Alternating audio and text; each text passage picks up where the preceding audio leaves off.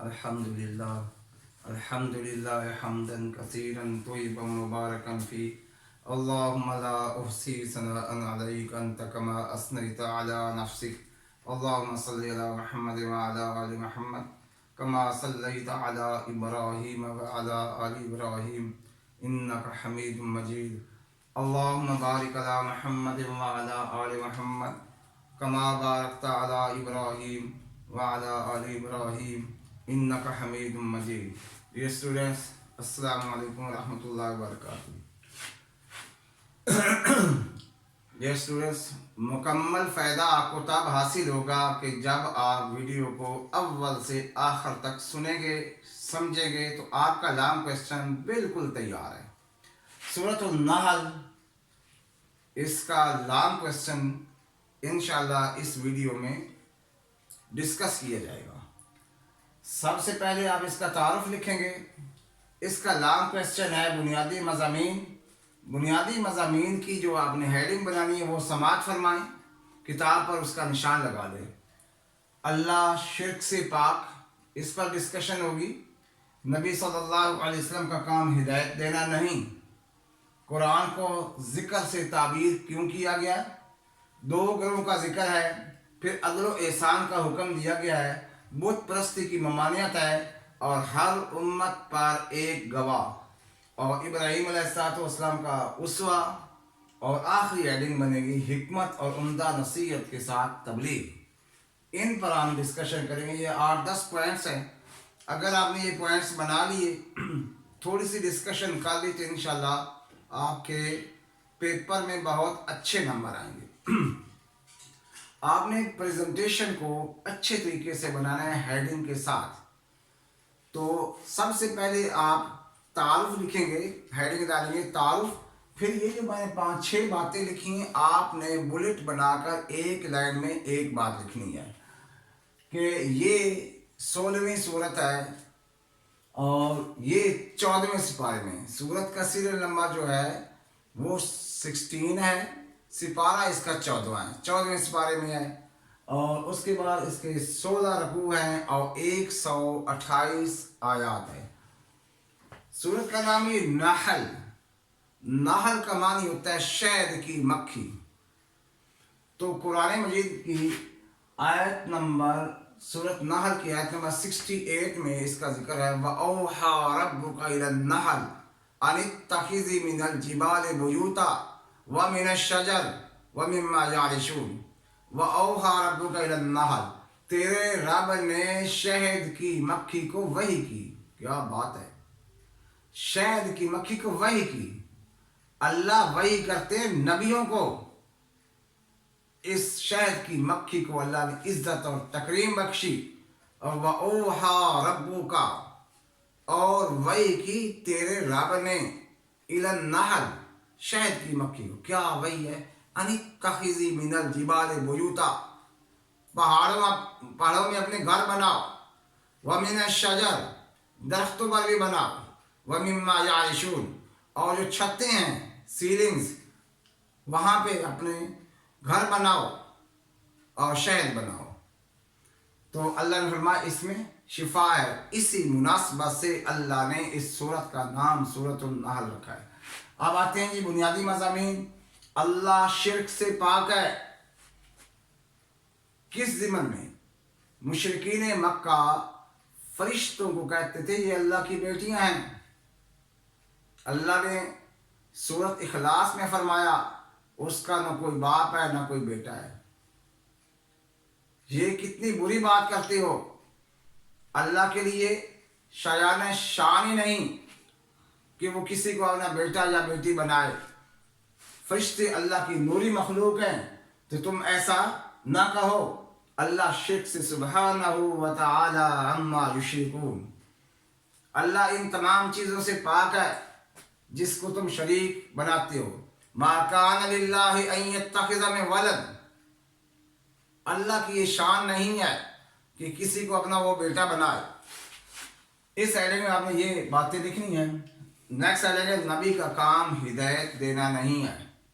پہلے بھی ڈسکس کیا جا چکا. نبی کا کام ہے ہدایت کی تبلیغ کرنا. हिदायत देना मेरे रब का काम है, जिसके दिल में चाहत होगी उसे हिदायत मिलेगी। नेक्स्ट साइड में कुरान को जिक्र से ताबीर, जिक्र का मानी है नसीहत, इन्ना हाज़िही तज़किरा, ये एक नसीहत है, इन्ना नहनु नज़्ज़लना ज़िक्रा व इन्ना लहू लहाफ़िज़ून। इस जिक्र को, जिक्र का मानी नसीहत, कुरान एक नसीहत है, तो कुरान को जिक्र से ताबीर किया गया है। फिर दो ग्रोह का जिक्र है, एक ग्रोह है मुनकरीन हक का इनकार करने वाली, उनकी निशानियां शिर्क करते हैं, आखिरत पर यकीन नहीं रखते, अल्लाह की तौहीद को नहीं मानते, ऐसे बदबख्त उनका ठिकाना जहन्नम है। फिर दूसरा ग्रोह है अहले ईमान का, जो अल्लाह की तौहीद पर ईमान रखने वाले, नेक आमाल इख्तियार करने, ये उनकी सिफात है और इनका ठिकाना है जन्नत। ये बातें आप खुद से भी बेटा ये देख सकते हैं। अदल व एहसान का हुक्म, अल्लाह ने हुक्म कैसे दिया, इन्नल्लाह यामुरु बिल अदल वल एहसान, अल्लाह तुम्हें हुक्म देता है अदल का और एहसान का। अदल क्या है? अदल है जो जितनी नेकी करे इतनी नेकी तुम भी कर दो, ये अदल है। और एहसान क्या है कि जो जितनी नेकी कर रहा है आप उससे बढ़कर उसके साथ नेकी करें, भलाई करें। अल्लाह ये हुक्म दे रहा है कि अगर इक्वल कर सकते हैं तो ठीक, नहीं तो कम अज कम जो आदमी आपके साथ एहसान कर रहा है, नेकी कर रहा है, उसके साथ उस नेकी से बढ़कर ज़्यादा नेकी की जाए। तो ये हुक्म है जी। बुत परस्ती की ममानियत, क्योंकि बुत नफ़ा नुकसान के किसी चीज़ का इख्तियार नहीं रखते, तो इसलिए इन चीज़ों की ममानियत की गई है कि बुत परस्ती। अब बुत परस्ती से मुराद सिर्फ ये नहीं है कि बुत पत्थर के बने हुए हैं उनकी इबादत ना करो। अल्लाह ने गैरुल्लाह, अल्लाह के अलावा जो भी हैं वो गैर हैं, उनसे मदद मांगने को मना किया और उनकी इबादत करने से मना किया। अल्लाह के अलावा किसी की इबादत नहीं, किसी की गैबाना पुकार नहीं। लहू दावतुल हक, सच्ची पुकार सिर्फ उसी के लिए है। आगे हेडिंग है हर उम्मत पर एक गवाह। हर उम्मत का जो नबी होगा क़यामत के दिन वो गवाह होगा, और अल्लाह के नबी सल्लल्लाहु अलैहि वसल्लम तमाम लोगों के लिए तमाम उम्मतों पर गवाह होंगे। ये बात डिस्कस करेंगे।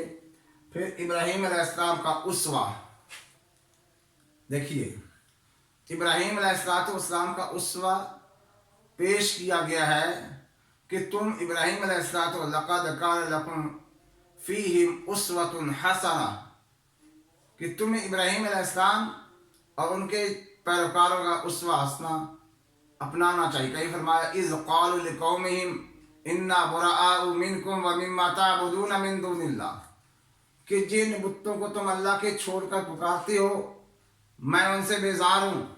इब्राहीम अलैहिस्सलाम ने बुतों को तोड़ा, बुतों को तोड़ा जब कौम मेले पर गई थी, तो यहाँ भी फरमाया इब्राहीम अलैहिस्सलाम को उसवा अपनाओ। उनके वालिद साहब बुत बनाते थे, तो इब्राहीम अलैहिस्सलाम ने कहा क़यामत के दिन मैं अल्लाह से अर्ज़ तो करूँगा लेकिन मैं कोई इख्तियार नहीं रखता किसका, बख्शिश का। फिर जब ये पता चला कि किसी मुशरिक की बख्शिश नहीं हो सकती और ना ही दुआ करनी चाहिए, तो इब्राहीम अलैहिस्सलाम ने इससे भी माज़रत कर ली थी, जो पहले उन्होंने कहा कि क़यामत के दिन मैं आपके लिए बख्शिश मांगूंगा, बाद में इससे भी माज़रत कर दी थी।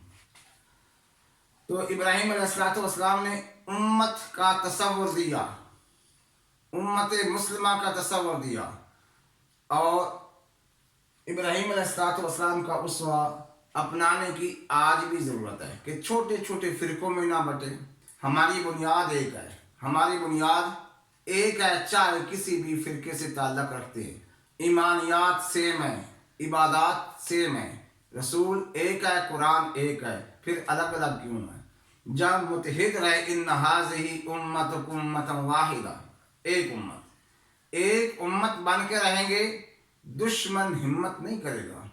اگر سارے اسلامی ممالک 57 یا 58 جو بھی ہے، اگر 2 لائنوں پر ایک معاہدہ کر لیں اور اس معاہدے پر 100% عمل کریں، کسی کو ہمت نہیں ہوگی حملہ کرنے کی۔ وہ کیا ہے کہ اگر کسی ایک اسلامی ملک پر بھی حملہ ہوا، اگر کسی ایک اسلامی ملک پر بھی حملہ ہوا تو وہ عالم اسلام پر حملہ ہوگا اور ہم سب مل کر اس کا جواب دیں گے۔ یہ بات 2 لائنوں میں لکھی جا سکتی ہے۔ اگر 100% اس پر عمل ہو جائے، کس کو ہمت ہے؟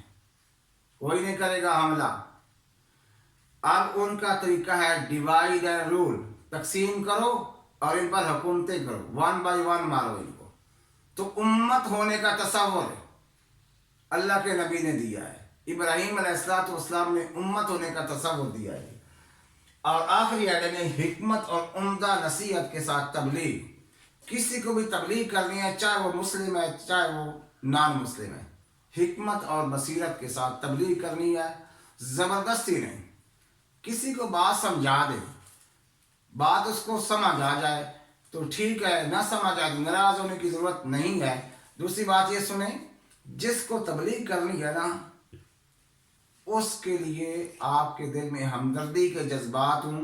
یہ نہ سمجھے کہ میں تو بہت نیک ہوں، میں اس کو تبلیغ کروں، غلط بات ہے۔ نہیں، ہمدردی کے جذبات ہوں کہ خیر خواہی دل میں ہوگی تو تبلیغ اثر کرے گی۔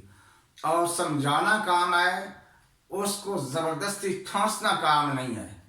تبلیغ کا یہ انداز اللہ کے نبی نے بتایا، ادعو الی سبیل ربک بالحکمت والموعظۃ الحسنہ وجادلہم باللتی ہی احسن۔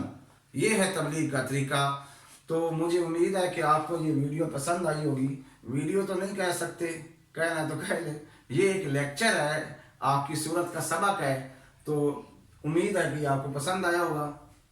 تو اگر پسند آئے تو اس کو آگے اسٹوڈنٹس کے اندر شیئر کریں، چینل کو سبسکرائب کریں اور آگے شیئر کرتے جائیں۔ اللہ تعالیٰ مجھے اور آپ کو عمل کی توفیق دے۔ اگلے لیکچر تک اللہ حافظ۔